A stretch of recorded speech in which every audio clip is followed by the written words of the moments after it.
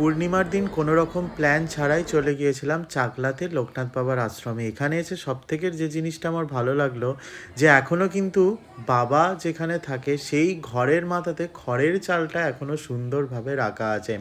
এরপর মন্দিরের চারিদিকটা একটু ঘুরে দেখলাম। মানে এই জায়গায় যে জিনিস দুটো পাশাপাশি বসে সেটা হচ্ছে শান্ত আর শান্তি।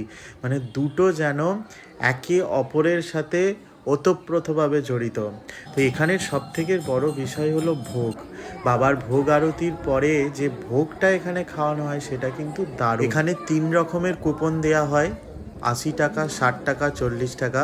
তবে 80 টাকারটাই রাজভোগ। তো রাজভোগটাই আমরা নিয়েছিলাম। কি ছিল দেখুন, খিচুড়ি, তার সাথে ছিল কুমড়োর তরকারি, এরপর চলে এসেছিল পোলাও, তার সাথে সোয়াবিনের তরকারি, চাটনি, পাঁপড়, শেষ পাতে ছিল পায়েস। আহা, বাবার কাছে ভোগ খাওয়ার আনন্দটাই আলাদা।